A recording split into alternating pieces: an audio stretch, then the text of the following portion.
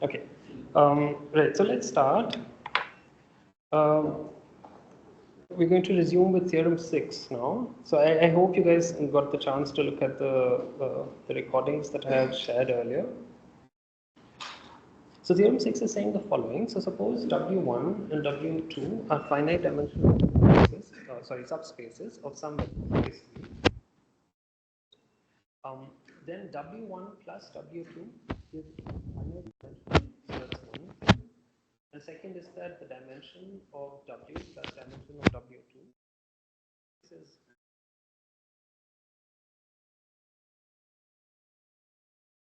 I'm sorry, it's really a limitation on my part. I cannot concentrate if somebody is talking. Please, I mean, whatever you have to do, put on. Please request, don't talk. I'm really sorry. It's my limitation, I understand, but just cooperate a little. Yeah, I know most of you are doing it, just one or two people, it's just a little bit difficult. Okay, I'm sorry. Okay. So the second point is dimension 1. Yeah, so we want to prove this, right? That the dimension of the first system, the dimension of the second subsystem is just the same as dimension of their intersection and the dimension of the. Okay, is the statement okay? Yeah. So let's then try to see how one might prove such a statement. So by theorem 5 and its corollaries, so let's quickly review theorem 5. I've also theorem 5 is saying the following, saying if W is a subspace of a finite dimensional vector space, then every linearly independent subset of W is finite and is part of a finite basis statement of theorem. You take any subspace dimensional vector and you take any linearly independent subset of this W, the space itself, then it is going to be the case that it is finite and it is part of.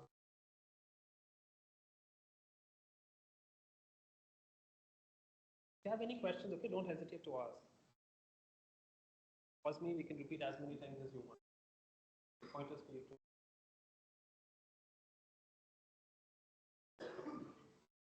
So from theorem 5, let's go back to what is being said. It's saying from theorem 5 and its corollaries. Okay, let's also maybe look at the corollaries quickly since this was recorded and it's been had a little bit of gap. That was theorem 5. The corollary, the first corollary says the following, that if W is a proper subspace of a finite dimensional vector space V, then W is a finite W is finite dimensional and the dimension of W is strictly smaller than the dimension of V. So the first one just said, was making a statement about, theorem 5 was just making a statement about W being a subspace, and it was saying, making a statement about linearly independent subsets of W. Now it's talking about the dimension of W, right? So it's saying that if W is a proper subset of a finite dimensional vector space V, then W itself has to be.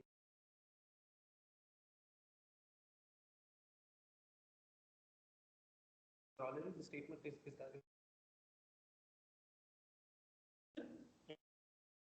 And the second corollary is that in a finite dimensional vector space V, every non-empty linearly independent is part of a base.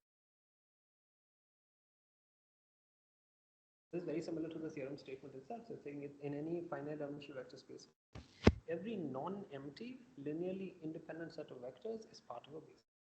Essentially just stating the theorem using like linear independence. And corollary 3 says the following. So let A be cross in matrix O, and suppose the row vectors of A form a linearly independent set of vectors in F. So it's saying that let A be an n cross n matrix, some field, and you take the rows away, then suppose it is also the case that these rows are linearly independent. Okay, so the rows are linearly independent. Then the claim is that A becomes invertible. Is the statement clear? Take a matrix, you look at the rows are linearly independent. That is the case.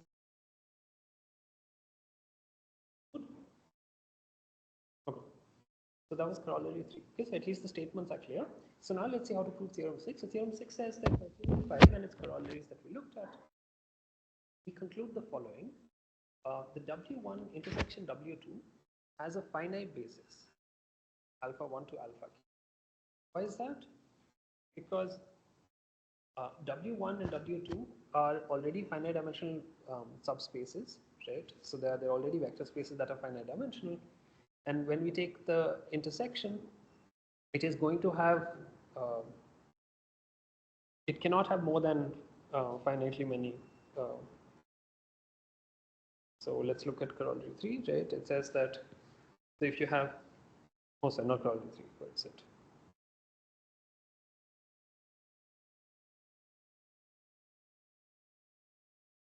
So in a finite dimensional vector space V, every non-empty linearly independent set of vectors is part of a basis. And since the basis of a finite dimensional vector space is at most finite, therefore this vector space, which is necessarily a subset of W1 and W2, right? Because it's the intersection, whatever vectors it has, whatever basis they form, right? They're going to be a subset of the full basis. Okay? So which is what it's saying, which is part of a basis for W1, right? And it is also part of a basis for W2, right? Because we can apply the theorem for W1 and W2. Okay? Any questions so far? All right. So what we're going to do is we're extending the basis state. So we have alpha 1 to alpha k. The remaining vectors we're calling beta 1 to beta m for W1. And here the remaining vectors we're calling gamma 1 to gamma n for W2. Now the subspace W1 plus direct sum is spanned. Direct sum, I forget what the definition was, but yeah. So this sum we had defined already. So this sum is spanned by these vectors. So it's just reminding us that it is spanned by the combination of the vectors alpha, right? The ones that are common, then the vectors beta that are in W1, and then also the vectors W2. Okay, this is essentially just writing down the definition of what W1 plus. Is that okay? Is it making sense?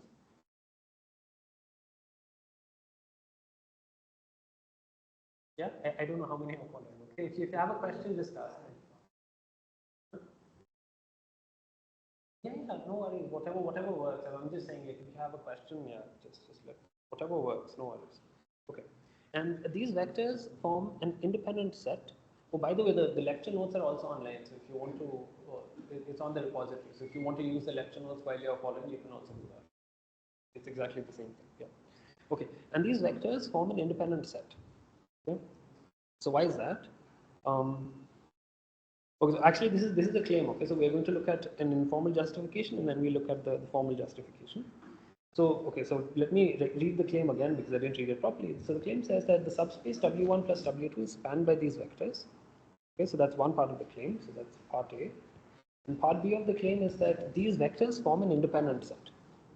Okay, independent set are the vectors are basically linearly independent. Okay, so this is what we want to prove, that all of these vectors are linearly independent.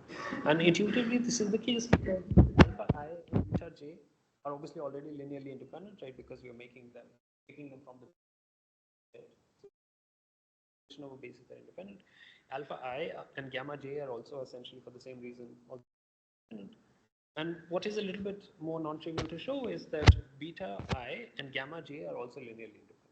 Right? So these ones, the ones that are common, these are also linearly independent. This is the part. And intuitively, the reasoning is that if they were not, right, if they actually were linearly dependent somehow, then they would already be included in W1 intersection W2.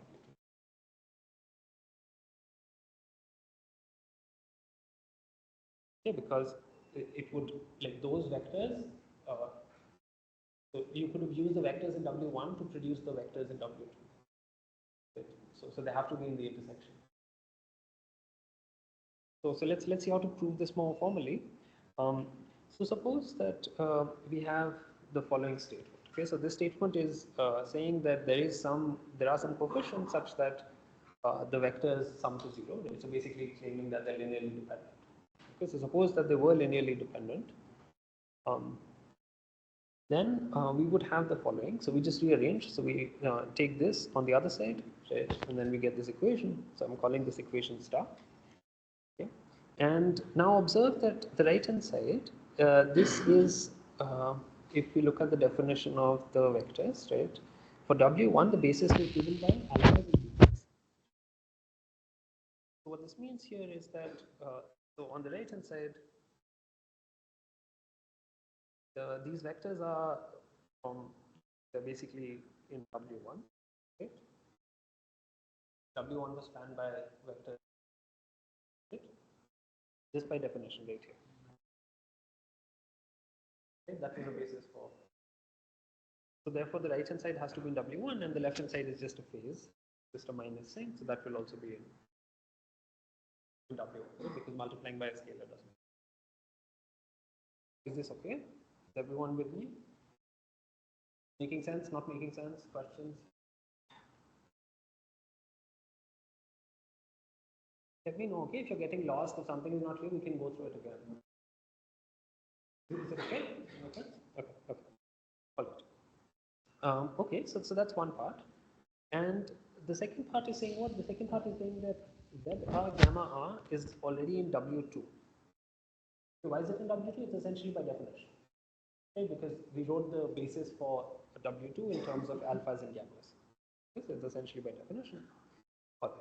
So now what we're going to do is we're going to write down U star and write down. Yeah, this part was a little bit less clean.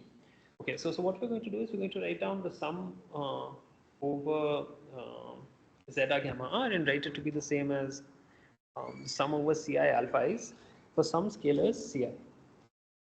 Okay, and why that is, right? So this is saying it follows from this equation here. So it follows from this equation because now we know that this vector is W2. And if the is in W2, it cannot have this component. Right, because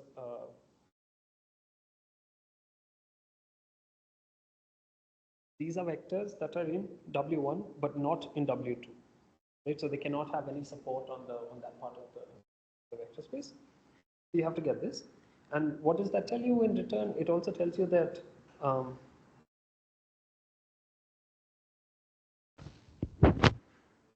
so now we already have independent vectors, right, that have to match. Yeah, okay, this part is a little less clear. So let me fix that. Let's use it here. So this we agreed on, right? This part is okay. Now also have the fact that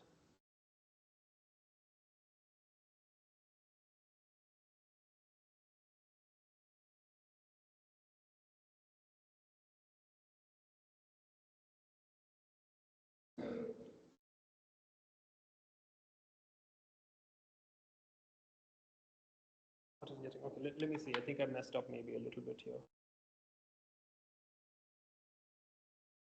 So now I'm asserting that the sum, so ZR is 0 for all R's because gamma R and alpha I form an independent set.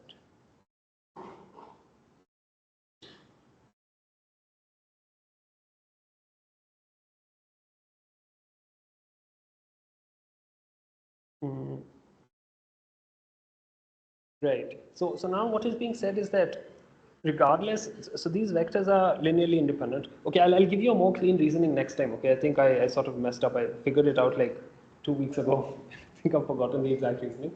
But intuitively, the idea is the following: that you have a bunch of independent vectors, right? So this gamma and this alpha, these vectors are independent, and if yeah, maybe let me quickly give you an example. So suppose this was your first basis.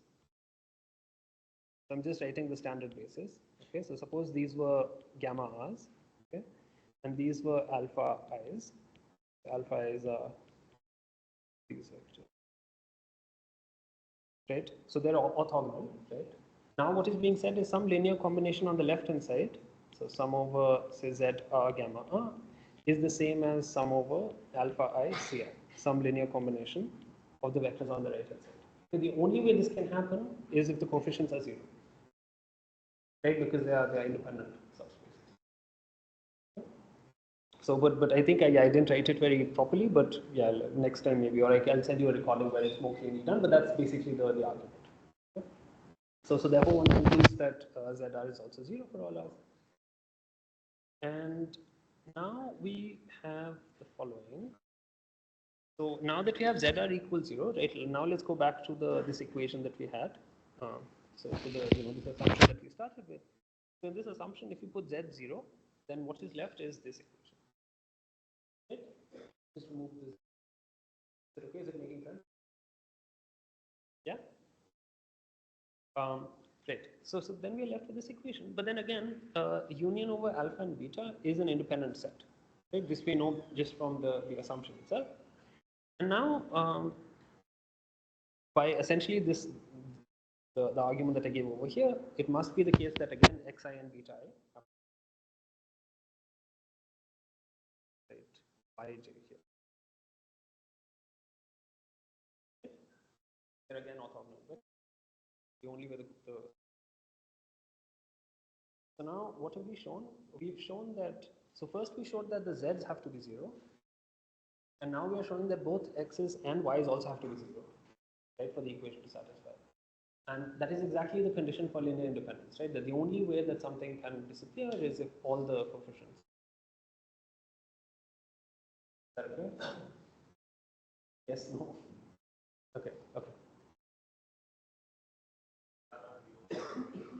Yeah, so Zeta, so I was basically giving this argument. So suppose that this statement over here is true, right? So what this statement is really saying is, okay, maybe the easiest way to understand this is to just write down some example. Because so we know gamma I and alpha I, these are independent vectors. Right? So intuitively, let's say, for example, gamma I looks like this, 1, 0, 0, 0, 0, 1, 0, 0, okay? And alpha I looks like this, 0, 0, 1, 0, 0, 0, 0, 1. Right? So now if I told you that some combination of these vectors, I'm writing it as, z is the coefficient, gamma is one of these vectors, is the same as some combination of the vectors on the right hand side, right? So some C and some alpha. Right, the only way, the only way this can happen, right, is if Z and C both are 0. Right, otherwise it's not possible. Right?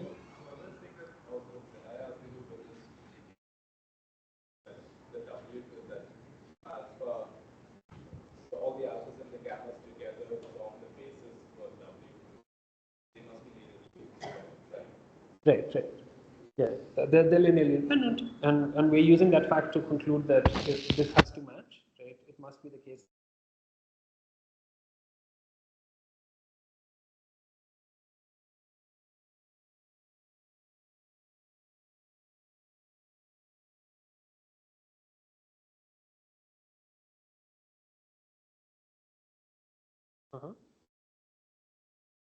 So say the argument again. You're saying that.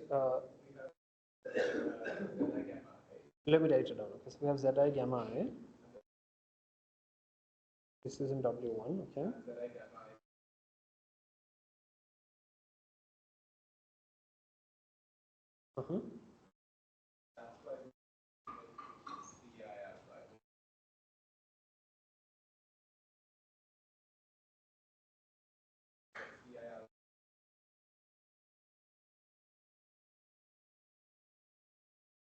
Ci alpha I describes the intersection of W1 with W2. Yes.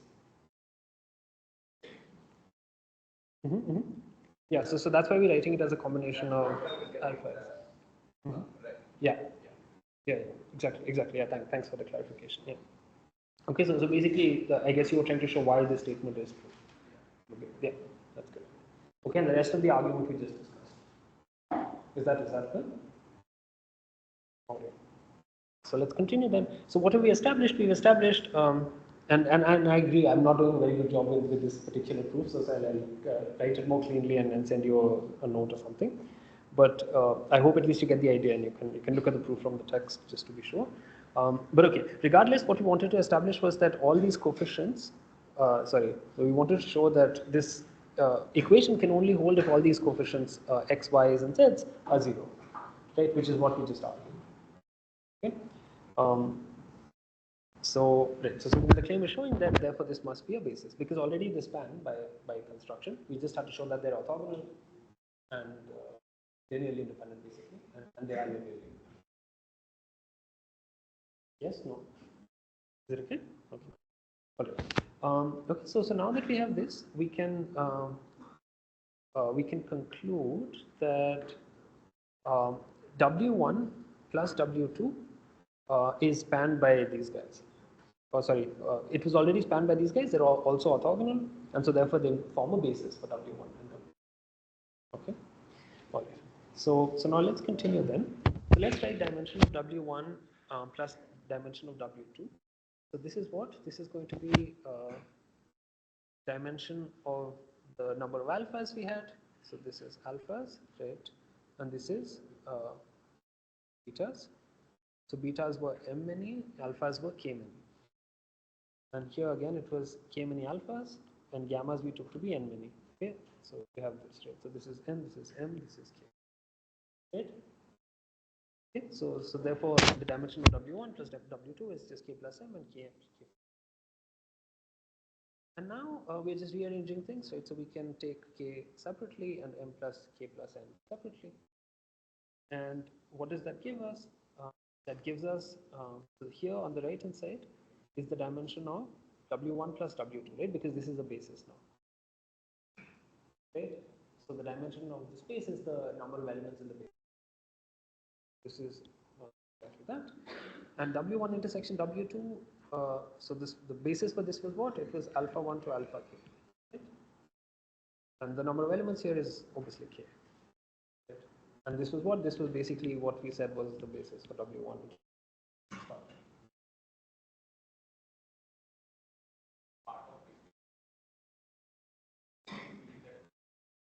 Yes, okay, so let me write down your question. So your question is, how do we know that, okay, what is your question? That basis of W1 intersection W2 is a subset of the basis of W1? Is that what you were asking? It was one of the corollaries, right? Like we said over here. Let's see.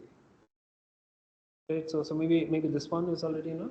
Right, so in a finite dimensional vector space, so V you can think of as W. Non-linearly linearly independent set of vectors. You could think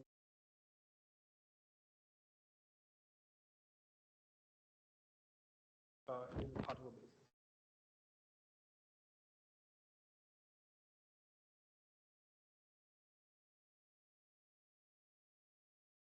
Any questions about this?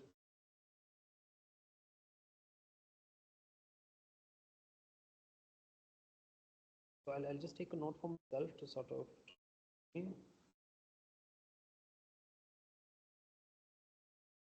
clarify.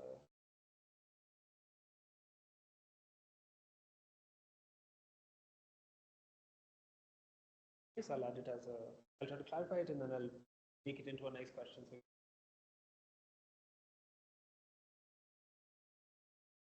any questions? So let's continue then. Right. So we close the section with some useful notation. So we're going to introduce some notation now. So we define the concept of sets of vectors, but it also helps to define a sequence of vectors. Okay, so a set, what is the difference between a set and a sequence? Does anybody want? Right. Okay, so a sequence you're basically thinking of as an ordered set. That's essentially all we need.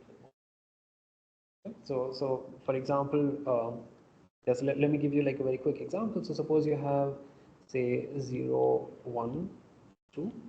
Okay, this is going to be the same as 0, 1, 1, 2. Right? Because in a set you don't count repetitions first. You just look at the number of distinct elements. Okay, but if it's a sequence, 0, 1, 2 is not the same as 0, 1, 1, 2, for example. Okay, and also the order matters. This is not the same as 0, 2, 1. Okay? So these are And the notation we follow is like, for those of you who don't know, so this is for sets typically, and this is for sequences. They're also called tuples sometimes. Tuple, tuple, I'm actually never sure what the pronunciation is. I'll look into it and tell you. Okay. Right. So here's the definition. So we say a finite sequence or an ordered n tuple of vectors, alpha 1 to alpha n, are linearly dependent, sorry, when the scalar is such that sum them with the scale by the scale. Nothing very fancy. The difference is that we're not looking at sequences of vectors, sets of vectors. All right. So this looks a little bit redundant, right? Like I already said, it looks like a finite sequence and a set are not really all that different. But there are some differences. So one, this I already mentioned, that you cannot have identical elements in a set. All the elements are distinct. But in a sequence, vectors can be identical. So that was just the first point. And so it is sort of clear that if you have a sequence of vectors, okay, so here's a question. So if a sequence of vectors contains repetitions, right, so if the same vector appears twice, can it be linearly independent?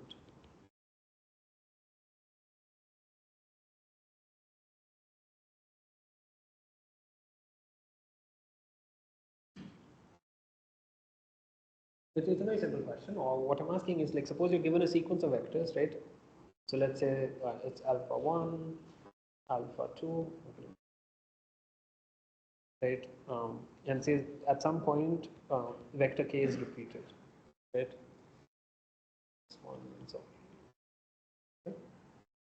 So can this sequence of vectors be linearly independent? Is what I'm asking. No, right? Because it's getting repeated. Okay, so this is like one immediate difference. In a set, if the vector is repeated, that's fine because the set as a whole will only count distinct elements and you can still talk about the set being independent. But in a sequence, if the vector repeats, then it's immediately clear that it's not an independent set, that the vectors are not linearly independent. Okay, these are very small things, but just to keep in mind. Okay, now if the vectors are linearly independent, they have to be distinct, and then one can talk about these sets that has in them. Okay, these are just small things that we don't really have to worry too much about them. So the point is that regardless of whether we use sets or sequences, as long as we're discussing bases and dimensions, things don't really change that much. Okay, but they will change when we start looking at coordinates. Okay, so for these things, for these concepts, sets versus sequences, no real difference, but it matters when we consider coordinates. Okay. Okay. So identity was one thing, right? So this we already discussed. The other is the sequence or the order that we mentioned earlier. So these sets are identical, but these sequences are not. Okay, and note that sometimes the book doesn't write brackets for it just enumerates.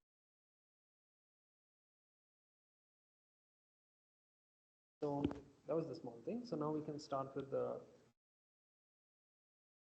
This part is also going to be relatively easy. Okay, so yeah, I apologize. For some of you, it might be very straightforward, but let's just do it anyway. So one of the useful features of a basis in an n-dimensional vector space is that it enables one to introduce coordinates in the vector space, analogous to natural coordinates in the vector xi in the space Fn.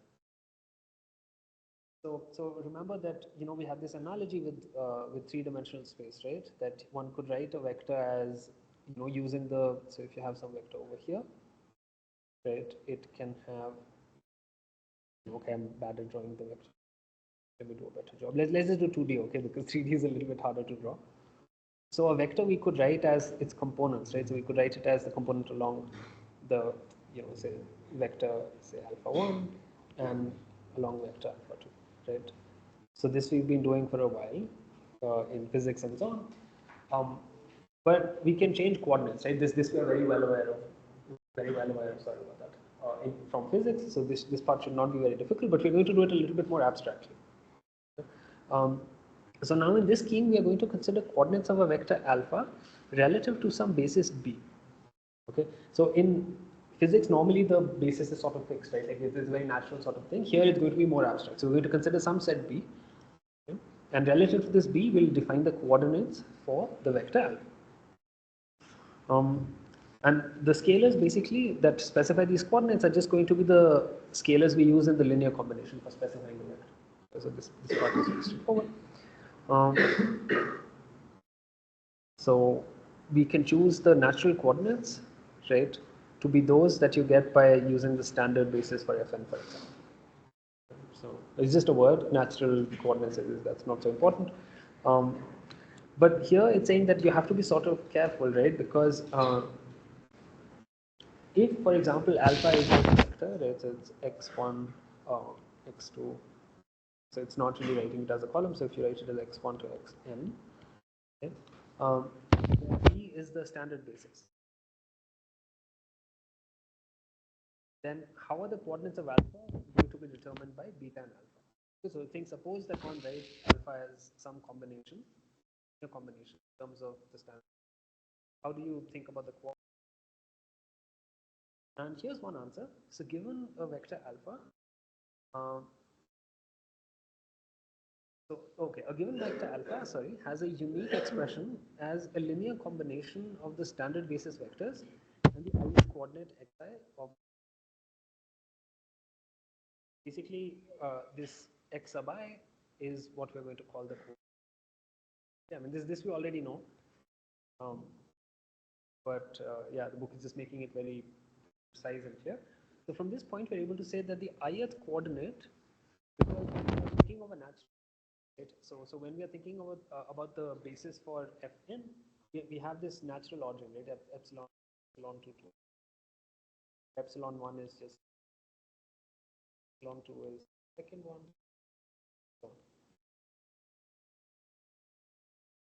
So there's like sort of a natural ordering, and the coordinates corresponding to these we are calling the ith coordinate. But obviously, when we wrote the basis b, we don't necessarily have a natural ordering. Like if I give you abstract vectors, it's not clear how you would order them. That is why the book was going on about having a sequence as opposed to a set. I know it's relatively straightforward, but it's a small point, but the book spent some time on this. Okay. So now here's the definition. If V is a finite dimensional vector space, okay, and it has an ordered basis V, oh, sorry, I messed up. Okay. So suppose V is a finite dimensional vector space, then we define an ordered basis for V as basically a finite sequence. Okay, that's the important part. It's a finite sequence of vectors that is linearly independent and spans V. The only difference from so what was the definition of a basis? Over there, it was just a set. That's the only difference. Okay, so if you didn't pay attention to what I was saying earlier, this is really all that you need to care about. Okay, so now if the sequence alpha 1 to alpha n is an ordered basis for this vector space V, alpha n is a basis for V. That's all immediate, right? Really trivial. The ordered basis is a set together with a specified order. The book goes on for a while. I don't know why. The author must have gotten confused at some point in his life about orders. Okay, we will abuse this notation slightly and describe all that by saying B is an ordered basis. Okay, so now he's abusing the notation, right? So we said that this is a set, okay, and that for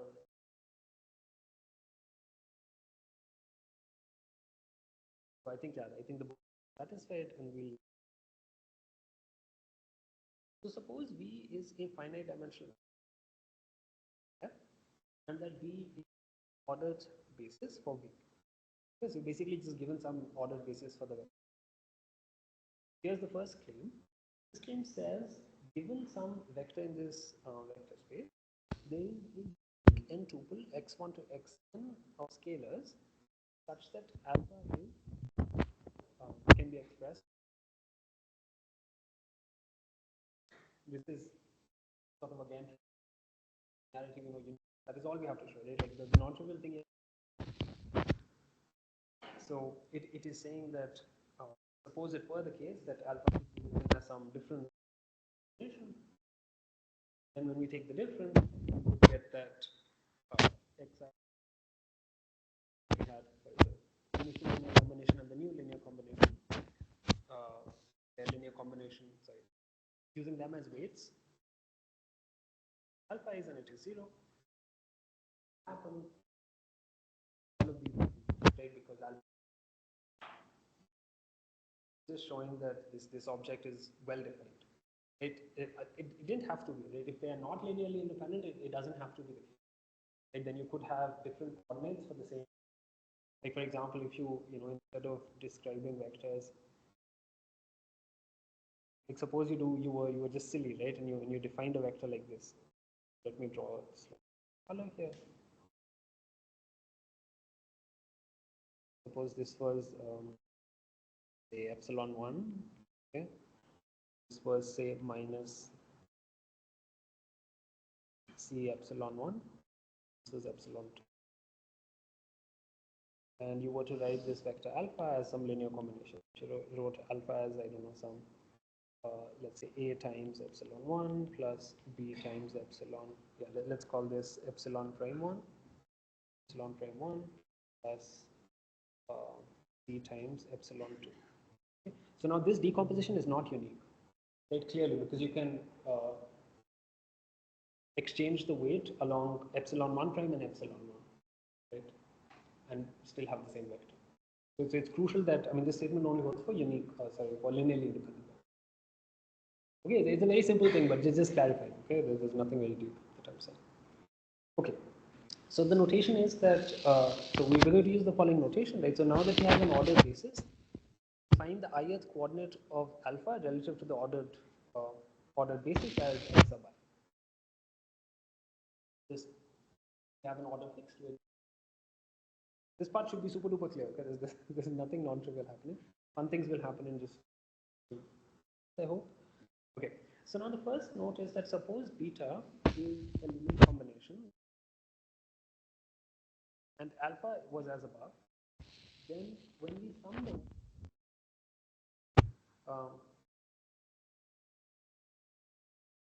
the vectors, right, we basically just add their component. This is just by the definition. And it turns out that the ith coordinate will just be the sum of the coordinates. So that is one nice thing about choosing the coordinates, that if you have the same basis and you're adding two vectors in the same basis, when you add them, all you have to do is add the component, the coordinates. So that's like a very simple observation. Second observation is that the ith coordinate of a vector scaled by some scalar c is just the scalar times the coordinate. Alpha I also is. Okay, let me write down the question. If alpha I is a basis,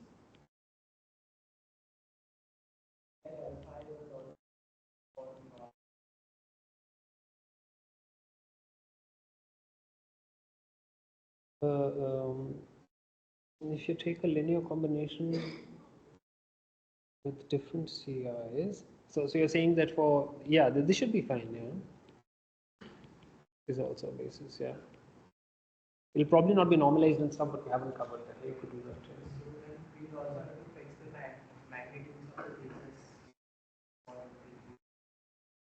So your claim is we have to fix the magnitude of the basis. Right. So this point is not all that clear, right? Like, so for example, we can take a very simple example, right? So suppose that I have, so suppose there's the standard basis, right? So this is 1, 0, this is 0, 1. If this is epsilon 2, this is epsilon 1. One could equivalently take a slightly longer coordinate, right? So you could take 2 times epsilon 1, right? So 2, 0, and 2 times epsilon 2, which is 0, 2, right? One can do that. But in both cases, one can define the coordinates relative to these vectors. You could call it epsilon 2 prime, you could call it epsilon 1 prime. Right. So one can define the coordinates regardless of whether the bases are normalized. It's not. Does that answer your question? Okay, if it doesn't, you can ask me later. Okay, I think that's what it seemed to me you were asking, whether you have to fix the magnitude of the basis. No, you just have to fix the basis. Because the basis specifies both the magnitude and the direction. And then we're just looking at the crucial thing is it has to be a basis, like the fact that it has to be linearly independent. That is the important part. Because otherwise things may not be linear. Okay. Any questions? This stuff is very straightforward for you guys. I know you've done like many more complicated things in physics already, so this is probably not hard. Okay, now every n tuple, okay, so the third observation is every n tuple x1 to xn in Fn is the n tuple of coordinates of some vector in V. Okay, so now it's saying the other way. So first we said let's take an arbitrary vector. So we said arbitrary vector, and then we were talking about they have coordinates, right? Now it's saying the other way. It's saying you take arbitrary coordinates, and then you can also find the corresponding vector. You're showing subtle details. Nothing very deep. Okay. So to summarize, each ordered basis for V determines a one-to-one correspondence between a vector and the coordinates. Okay, so there's a one-to-one correspondence set of all vectors and one all and basically the set of all. So this correspondence has the property that the corresponding object for alpha plus beta would basically just be the corresponding, basically is thinking about the coordinates. So the coordinates of alpha plus beta are the same as the coordinates for alpha plus coordinates of beta. Similarly, corresponding element for C alpha is scalar times. I don't know. Sometimes the book talks a lot. Like sometimes it doesn't explain things at all, and sometimes it talks a lot. Okay. Right, so why don't we simply select some ordered basis for V and describe each vector using the corresponding n tuple of coordinates? People who've done physics know this really well, that sometimes it's very useful to have different coordinate systems, right? So even though we can describe everything using one coordinate system, it often is helpful to use different. This is not news to you. And this defeats our purpose here because, okay, so why does the book think it's important? So the textbook says that here we're attempting to learn how to reason about vector spaces as an abstract algebraic system. We don't a priori know what the vector physics, we have like a very solid understanding, we think what and it's fine. But here we really want to be able to reason about things more abstractly, so they're more generically applicable. And then the second point is just the physics point, right? Even when you do use coordinates, it helps to change coordinates. So this you understand very well. Okay. That is sort of the motivation for this stuff that we're going to look at. Now the textbook introduces some notation. So it says that it defines a coordinate matrix for this vector alpha, and this is just, so this is going to be again relative to some ordered basis B. And the coordinate matrix is just the coordinates in a column. That's it.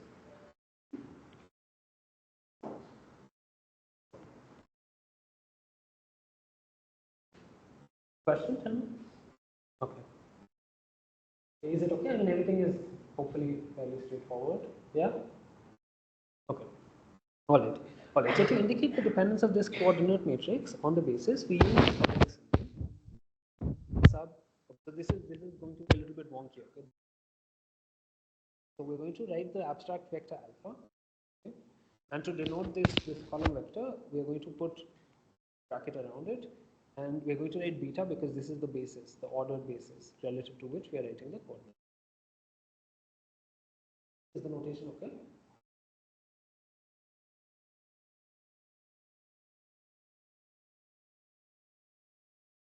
Yeah, so we'll come to that later. So we'll consider, so right now we're looking at coordinates relative to B, then later we look at, for the same vector, we look at coordinates relative to B prime, and then we'll try to make connections between them.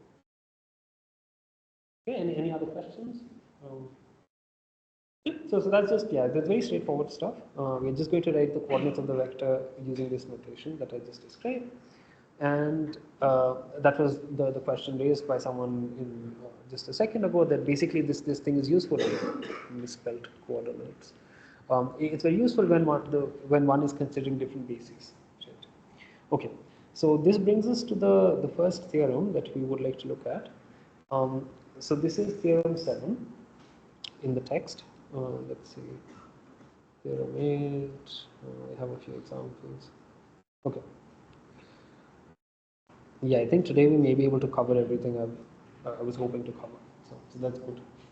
Okay, so theorem 7 says the following. So let V be an n-dimensional vector space. Let B be two ordered bases for. So now there's going to be unique and necessarily invert n cross n matrix P entries in it, such that the following two things hold. So the first statement is saying that you write the coordinates of alpha in the basis vector, and this is going to be the matrix P times the coordinate. That is the first statement, that you can always change the by multiplying n cross n. That's the first property.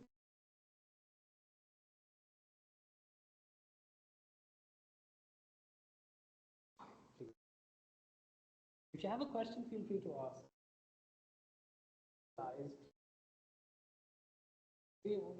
What's something, what's a lecture or something? Don't talk. It's difficult for me. Okay, so right. So alpha, beta, and beta, right? So the coordinate, so if you change the coordinates, or if you change the basis, then one can go from the coordinates in one basis to coordinates in the other basis using a matrix P. So that's the first step. And because this P is invertible, right? How does one write the other way? So given the coordinates in beta prime, exactly, right? Because the matrix is invertible and everything makes sense. Okay, so this is sort of the theorem that we want to show. So let's see how we can do that. It's relatively straightforward. It's just matrix multiplication. Right. So let B be coordinate alpha 1 to alpha n. B prime be alpha 1 prime to alpha n. These are two ordered bases for. These are just a bunch of vectors. And then this kind of that. Now the note is that there are unique scalars Pij such that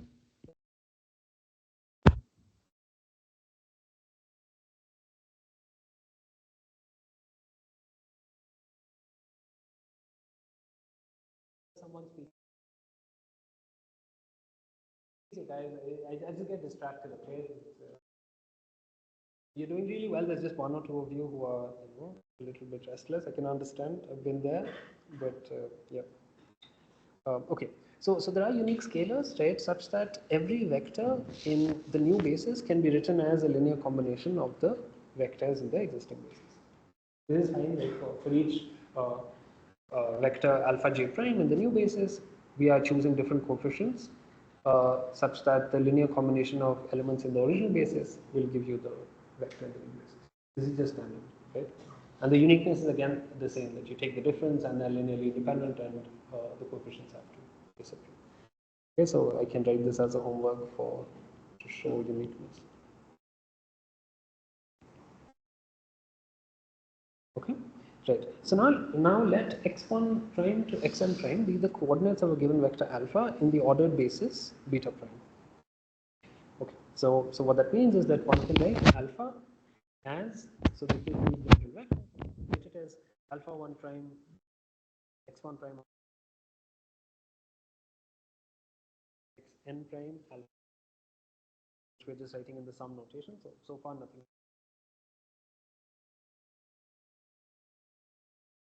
Now the next step is substituting for alpha j prime this expression over here. Okay, this we can do. Yeah. And now we're just going to rearrange and absorb the sum into the x prime j, right? Because this p depends on both I and j. We're going to absorb it, and when we write the sum now, it becomes the following. So it becomes alpha is the same as sum over I, this object over here, times alpha I, where alpha is the original. Okay, and what was this? This was the coordinates in the new basis, right? In the b prime basis. Correct? Just by definition. And what is this entire thing? So this entire thing is like the coordinate in the b basis, right? Because it's the coefficient of alpha is. Is this okay? Either it's too slow or it's too complicated. I don't know which way it is. Is it making sense? If you have any questions, ask me, okay? There's no, okay. Okay, so this is very straightforward. So now what we're going to do is we're just going to equate it, right? So we know that the jth coordinate, or sorry, the ith coordinate, right? So xi is going to be what? It's going to be sum over j, pij, xj prime, right? And what is this thing? This is basically just matrix multiplication, right? So if you take P as a matrix, right, and x prime as the coordinate that we had defined for the matrix, right, which was basically written as alpha in beta prime, right? Yeah, then P dot this is the same as what? What do I write on the right hand side? Who wants to tell me? Okay, so this should be the same as x. Right. What do I write on the right hand side? Here. Exactly. Right. So this is alpha n. Right. So that's basically showing you the transformation. So it's establishing this step. So here's a sort of important thing to keep in mind. Note that when we were defining these, we were defining P, right? We were saying that alpha prime, so the primed basis, we said was the same as some matrix. So we can say P times the unprimed basis, right? But now look here, the multiplication is the other way. Right? When it comes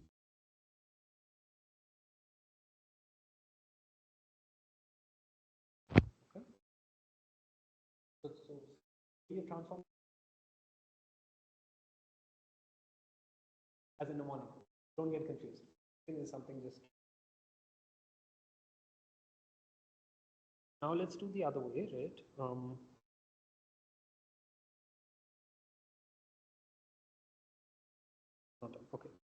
Okay. So we established that we can write. So we have established this much, right? That the primed alpha beta prime, b prime can be written as alpha b. So this is okay. Now we want to. We haven't said anything about p being invertible, right? We just said that it is some matrix, but it remains to establish that it's invertible. So let's continue. So okay, as I kind of introduced this notation already, so let's go through what the text says. So it says that the n cross n matrix whose highest range here is given by P have been implicitly. And the next thing we want is, to do is we define x and x prime. X and this is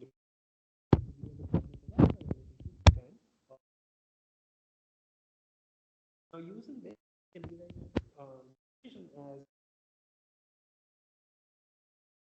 now the point is. So why are we writing it in terms of x's? The reason is that this is reminiscent of when we were looking at linear equations, right? Remember, you guys were asking me what is the motivation behind doing linear equations. It's harder to explain, right? Now, later you start to see that all of those concepts are very basic and they're very useful for proving these things afterwards. It's a little bit difficult to explain them right at the beginning. So you see, so we had shown this, we had shown statements, right, about finding solutions to matrices, right, of this form, that px equals 0, px equals y, right? We had studied these things, so we're going to use those properties. How are we going to use them? So since b and b prime are linearly independent, right, x equal to 0 is equivalent to x prime equal.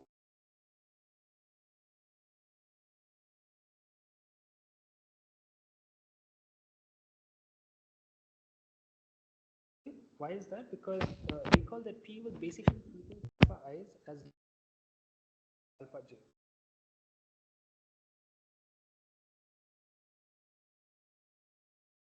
So if x is 0,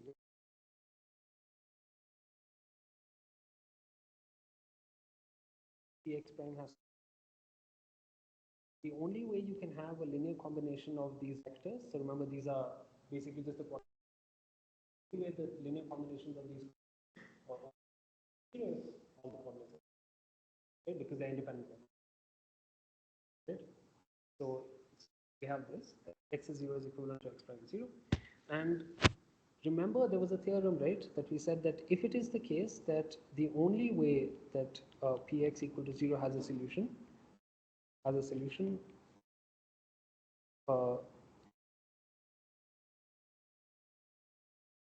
yeah, okay, so we have the following statement. I think I'd written it somewhere. Okay.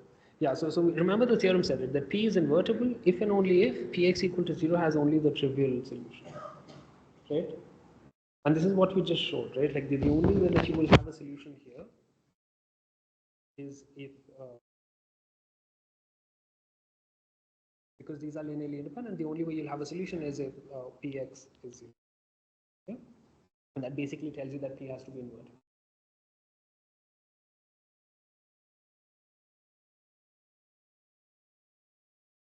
Any questions?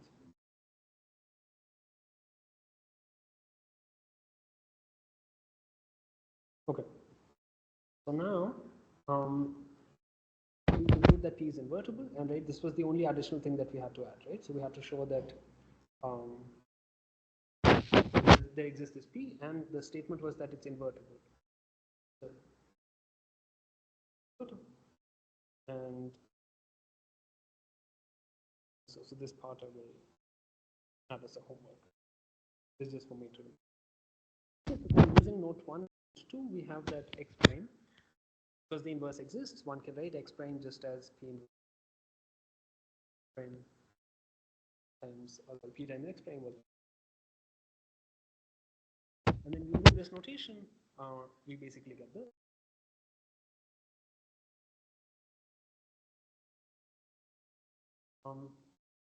So in the theorem above, we said that given a vector alpha and two ordered bases b and b prime, one can coordinates of alpha b, right, to those in b prime using an invertible matrix. So that's basically just summarizing the theorem. So why I'm saying this is because now what we're going to do is the other way. So what we're going to show is that given a vector alpha and some ordered basis, so far it's the same, but instead of being given b prime, you're just given some invertible matrix p. And what we are now going to say is that using this invertible matrix P, one can construct an ordered basis beta prime, B prime, where the coordinates of alpha from B to B prime are mapped using P. Okay? Is it clear what the difference is between the theorem we just proved and what we're going to show? Okay. So that's just the theorem statement. So the theorem statement is saying that B is an invertible matrix, V is just formally stating what needs to be said, is an n-dimensional vector space, B is an ordered basis for V. Now I think that there is order basis part is such that for every vector alpha in V, one can map from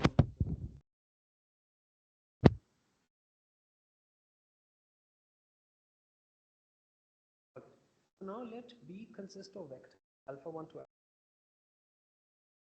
alpha and define B basis as alpha 1. Okay, so you had the basis, so you had the matrix P, right? So P was given to us. P. So using P, we simply define alpha prime to be this limit. And we have to do, so we have to now show that this alpha j prime forms a basis. So that's the first thing we want to show, because we're claiming that B prime is a basis, so we have to show that it is indeed a basis. So how do we do this? So recall that P was not just any arbitrary matrix, it was an invertible matrix, right?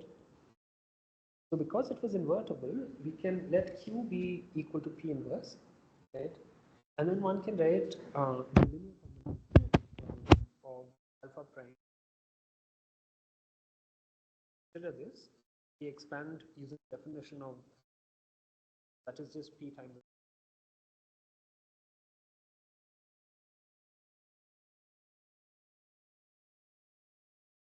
And then once you've expanded it, we are going to rearrange the sum as usual, and we observe that this basically becomes a matrix multiplication between P and Q, and Q, remember, is P inverse.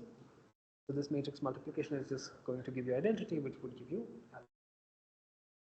Okay. All right. So how does that help us? Okay, so the subspace spanned by the set beta prime contains B, as we've explicitly shown, right? The vectors for B were what? The vectors for B were alpha 1 to alpha n, right? So it already contains these vectors. And we know from one of the previous theorems that if you have those vectors and you're spanning the set, then you're essentially the same subspace. Right? Okay, so basically we know that the subspace being spanned by B prime is essentially the one that is spanned by B, which is the same as B. Yeah, and then we conclude that therefore B is our basis.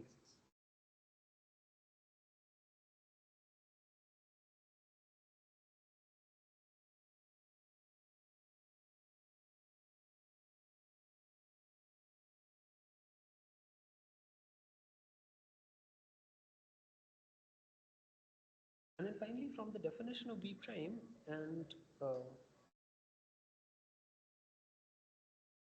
theorem 7, it follows that both point 1 and point 2. So now what we're going to do is we're basically using the fact that B prime is a basis, right? And now we're going to apply theorem 7. Right? So theorem 7 was saying what? That if you have a basis B and B prime, we just constructed a new basis, right? Then these conditions are going to be satisfied. Right? And in the way this P was constructed was exactly how we constructed our alpha prime. Right? So both these conclusions will continue to hold. So that's basically.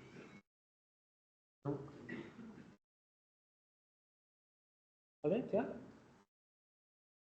So let's continue then. So that was theorem 8. Now maybe let's look at a few examples very quickly. These are going to be very boring for you guys because these are very straightforward. So let F be a field, okay, and let alpha be a vector in Fn. And suppose B is the coordinates are going to be given by this column matrix. So example 19 is something that you must have seen in physics a lot, which is saying the following. So it is saying that, so it is consider this matrix P. So it's easy to check using you can use some trig identities to check that P inverse times P is identity. I'll leave this as homework. It's a very simple exercise. Actually, maybe I shouldn't leave it as homework because it's checking trigonometry, which we don't really need. But okay, so that's the claim. And because we argued, right, if you have an invertible matrix P, right, so if you have a basis B, an invertible matrix P, then one can define B prime using P, right, the new coordinate, which is what we just proved in the theorem. And then we know that the coordinates of a vector in the new basis is going to be related to the coordinates in the old basis using P. I forget which side P goes. I think it goes here. Anyway, one has to check it. I forget the exact dimension.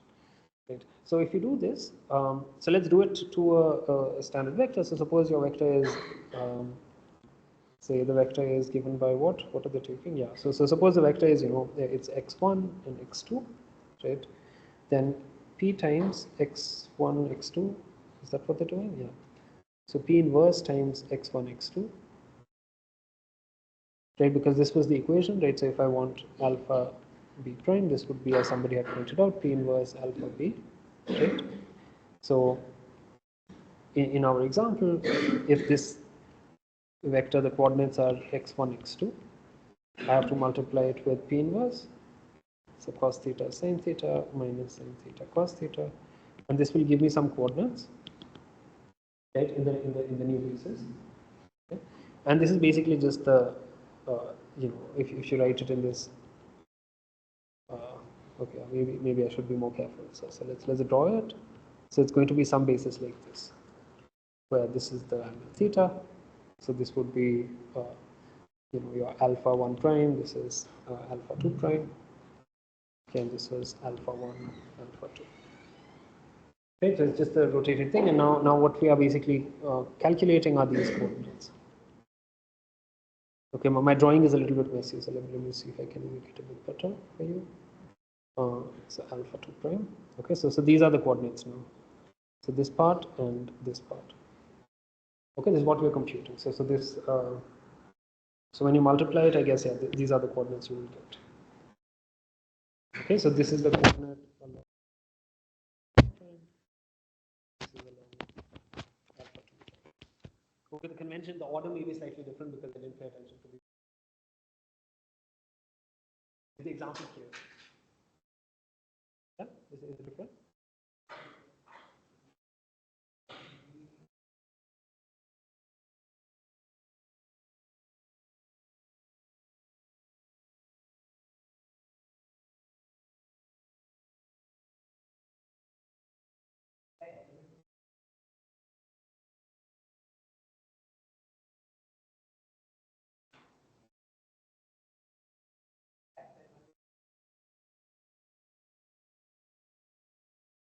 Right, you could potentially do it in a different. It's basically the same idea, just formalizing linear combination. That is what we are doing. Okay, so you can potentially do it in a slide. Any other questions? Okay, so example 20 is maybe a little bit more involved. So here it says that suppose P is this matrix. Sorry, first of all, you need to stick to complex numbers now.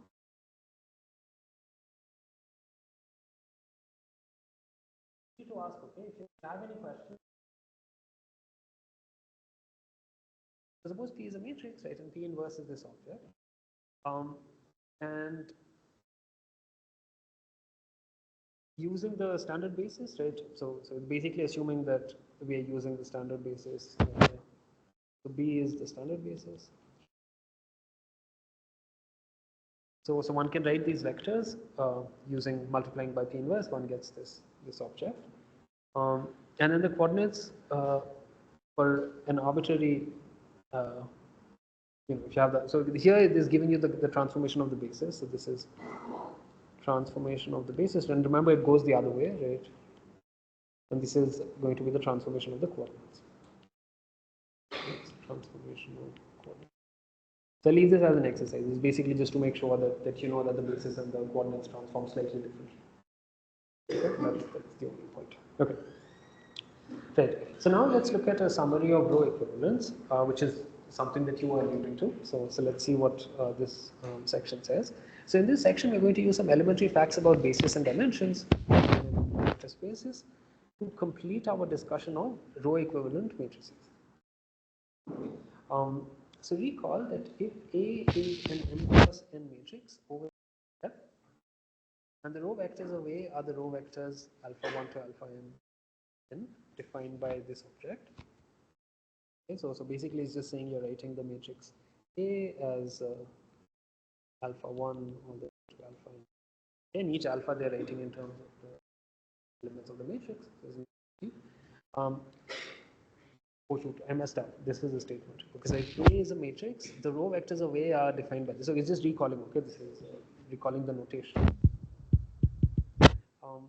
And secondly, the definition of the row space of a vector A is just the subspace spanned by these vectors. Just reminding you of so that you will. Okay, so row vector.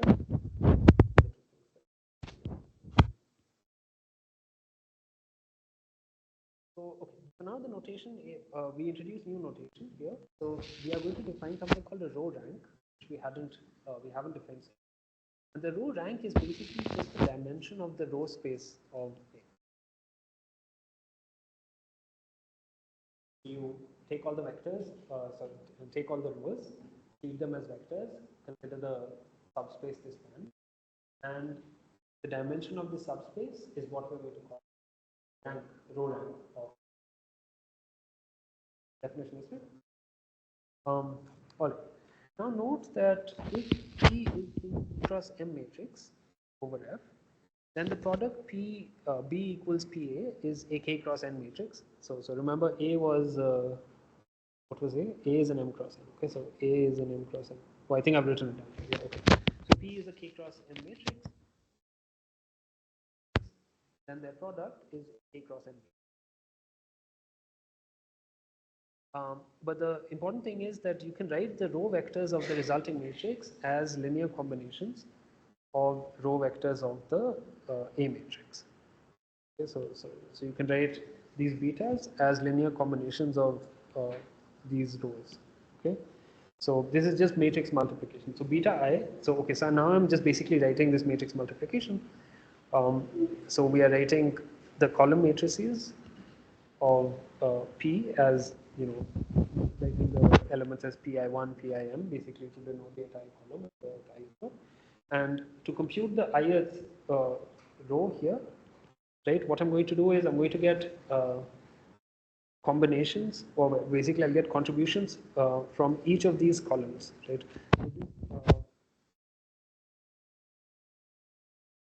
So I'm going to just doing matrix multiplication, okay? Maybe you can just stare at it for a minute and convince yourself that we'll multiply these coefficients with each of these rows, and this will give you the ith row for, yeah, not saying anything else.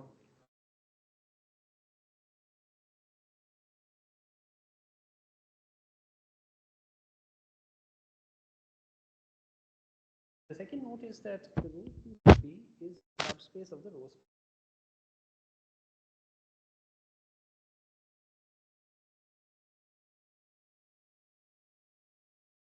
Because, so how do we think of what is the definition of a row space of a matrix? It is the space spanning the rows of the matrix. And we are saying that the ith row of B is just a linear combination of the rows of matrix A. So therefore, obviously, a linear combination and the linear combination. The linear combination over beta i's will not be bigger than the linear combination over alpha i's in general, right? Because each beta I was itself a linear. Yeah? So therefore, the row space of B has to be a subset or a subspace of a row space of row space. Yeah, is that okay? But the third point is that if P is M cross M invertible matrix, then B is row equivalent to A. Right? Because, so if P is if B equals P times A, right? And if P is invertible, right, then we would have P inverse B is A, which basically means from the same argument, right, we said you can write B as a linear combination of rows of A. Similarly, you can argue you can write A as a linear combination of rows of B, correct? So, yeah, okay, so therefore the row space of A is also a subspace of the row space of B. So we showed one that row space of B is a subspace or a subset, I think that's enough, of row space of A. Right, and this the second step is saying what? It's saying row space of B is a row space of A, correct? So what does that mean? It means that they have to be the same, right? If A is a subset of B and B is a subset of A, then basically, right? Is this clear? Okay, so yeah, congratulations, you proved theorem 9 without knowing that it's a theorem. Good. So let's continue then. I don't know how much time we'll have. Maybe we can do theorem 10. Oh, nice, perfect timing. We have 5 minutes. Let's see if we can do it in 5 minutes. So theorem 10 says, oh sorry, okay. So the story is that so far we've seen, we see that to study the row space of A, one might as well study the row space of a row reduced echelon matrix, right? That is row equivalent to A. Okay, because the spaces are the same. We just proved that. Row spaces. If you're just interested in studying the row space, you might as well use the row reduced echelon form. Okay. So theorem 10 says the following. It says that let R be a non-zero echelon matrix. Then the non-zero row vectors of R form a basis for the row space of R. Okay. So remember that a row echelon matrix used to look like this, right? Like if it was long, then you would have like some 1 zeros here, maybe something like this, right? 1, and then you could have arbitrary entries here, alpha 1, yeah, so some non-zero entries, so C1, C2, D1, D2, D1, D2, right? This is what the row echelon matrix used to look like. So what is it saying? And potentially you could just have 0 rows as well, right? Like you could have all 0 rows. So what is this saying? It is then the non-zero row vectors of R. So if this was R, it's looking at the non-zero row vectors. So these ones, and it's saying that they form a basis for the row space of capital R. Okay, so this is not R actually. This is the row reduced version of R. Okay, so the claim is that these vectors, they span, or so the span of these equals the row space of capital. Okay, is the statement clear? Yeah. All right. So let's look at how the proof goes. So the proof says the following. So let row 1 to row R be zero row vectors of capital. Okay, so that is we are writing.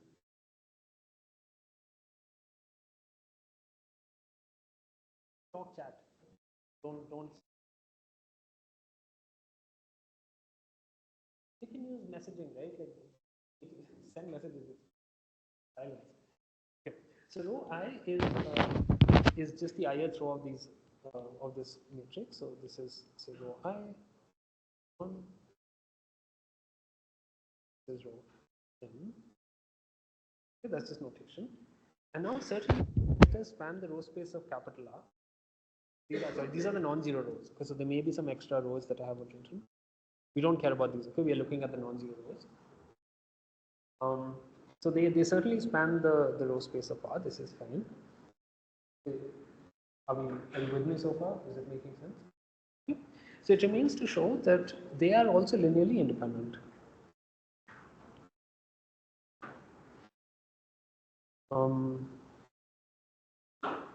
So right, because the statement we want to make was that the non-zero row vectors of R form oh no, actually I messed up the statement. It's already so the row reduced form is already R. I'm sorry. So let R be a non-zero row reduced form. I thought it wasn't. The row reduced form of R is the same as R. That's what I was getting. Okay. So if you have this R, what it's saying is that if you look at these non-zero rows, the claim is that they span the row space of R, and so the fact that they span the rows is fine because the remaining rows are 0, right? So they will never contribute to this space. So this part is fine. What remains to be established is that these vectors are also orthogonal, right? Or not orthogonal, linearly independent. We have an orthogonal, so we have to show that they're linearly independent, right, to make a basis. So those are the two conditions. Okay. So now since R is already in the row reduced echelon form, we have that there have to exist integers k1 to kr such that for I less than the number of non-zero rows, the following conditions hold.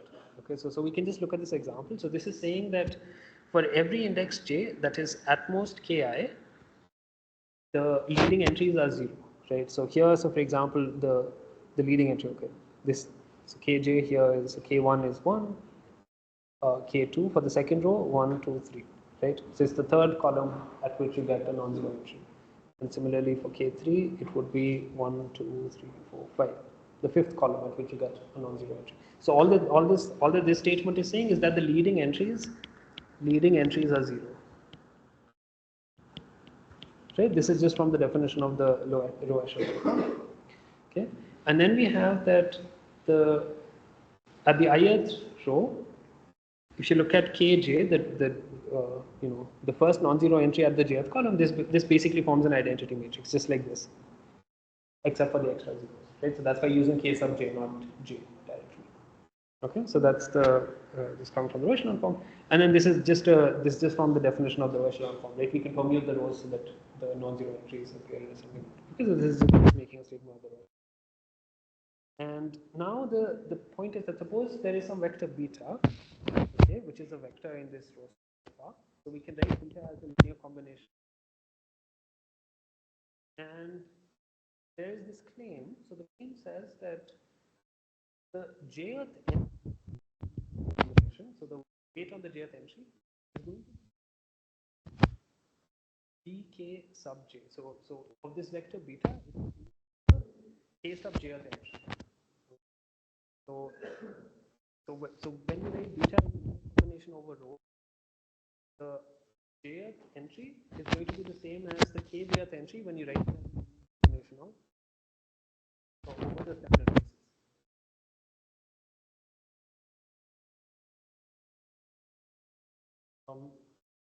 So this part I will leave as homework. I'll record a small video and send it to you as well because it's time. But the point is that you're basically saying that this vector beta, every entry of this vector can be seen as an entry of the same vector written in the standard basis. And then the claim is that if beta is equal to 0, right, then it means that this linear combination disappears. And because in the standard basis the linear combination disappears, it will also disappear in the new basis. Okay, that was a very, very quick proof. I'll send you a recording if you didn't get it. Okay, thank you.